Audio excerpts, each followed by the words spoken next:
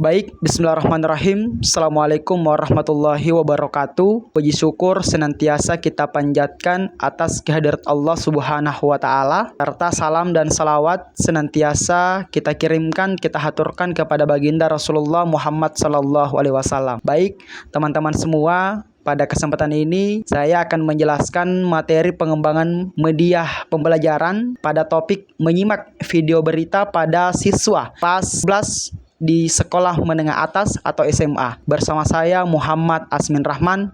Selamat menyimak dan selamat mengikuti proses pembelajaran. Ya, pertama-tama tentu kita akan mengetahui tujuan pembelajaran menyimak berita.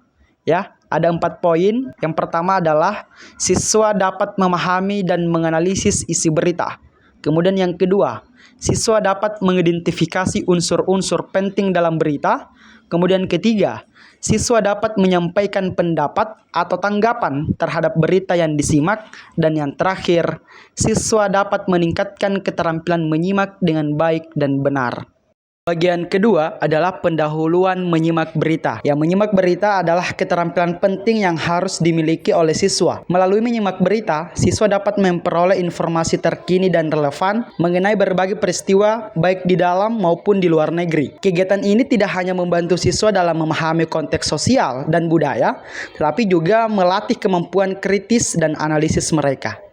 Nah, bagian ketiga, kita tentu akan membahas isi dan pengertian menyimak berita berbasis video. Menyimak berita adalah proses mendengarkan informasi yang disampaikan melalui berbagai media, misalnya seperti radio, televisi, ataupun platform digital lainnya. Ya, selamat siang pemirsa di rumah. Hari Senin 9 Desember 2024 kembali dengan saya Muhammad Asmin Rahman di Kabar Terkini. Ingin melaporkan saat ini pukul 12.15 waktu Indonesia Barat. Saya sedang berada di Dusun Cimahi, Kecamatan Wonosobo, Kabupaten Demak, Provinsi Banten. Akibat diguyur hujan deras selama 2 hari 2 malam, air tampak merendam kawasan perkampungan dan membuat ratusan warga harus mengungsi untuk sementara waktu. Tidak hanya itu, pemirsa di rumah, terlihat gabungan aparat TNI Polri bergotong royong membantu mengevakuasi warga ke tempat pengungsian guna mendapat tempat istirahat yang aman. Sekian laporan hari ini, saya kembalikan ke studio. Unsur-unsur berita berbasis video. Ada 6 poin. Yang pertama, siapa? Siapa yang terlibat dalam berita? Kedua, apa? Apa yang terjadi? Ketiga, kapan? Kapan peristiwa itu terjadi? Yang keempat, di mana? Di mana peristiwa itu terjadi? Yang kelima, mengapa? Mengapa peristiwa itu terjadi? Dan yang terakhir, bagaimana? Bagaimana peristiwa itu terjadi? Teknik menyimak berita berbasis video. Yang pertama, fokus pada informasi yang disampaikan. Kedua, peserta didik harus menghindari gangguan eksternal atau kebisingan. Yang ketiga, mencatat poin-poin penting jika diperlukan oleh peserta didik. Dan yang terakhir, mengajukan pertanyaan untuk memperdalam pemahaman. Teknik analisis berita berbasis video. Pertama, mengidentifikasi sudut pandang penulis atau reporter. Kedua, membedakan fakta dan opini. Dan yang ketiga, menilai keakuratan dan kredibilitas sumber berita.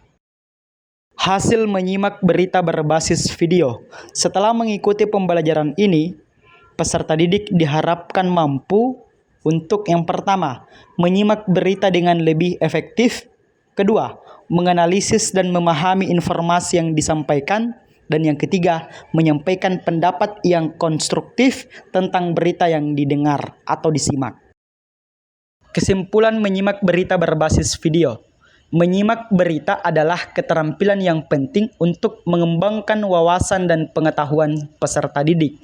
Dengan memahami unsur-unsur berita dan menerapkan teknik menyimak yang baik, peserta didik dapat menjadi pendengar yang aktif dan kritis.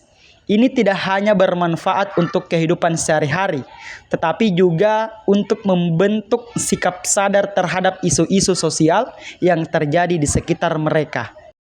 Di akhir kesempatan, saya ingin menyampaikan ucapan terima kasih kepada teman-teman semua yang sudah menonton, menyimak media pembelajaran berbasis video ataupun audio visual ini pada tema menyimak berita berbasis video. Kurang dan lebihnya saya memohon maaf atas segala kekurangan Tentu jika ada hal yang bermanfaat adalah proses pembelajaran yang baik untuk kita ke depannya.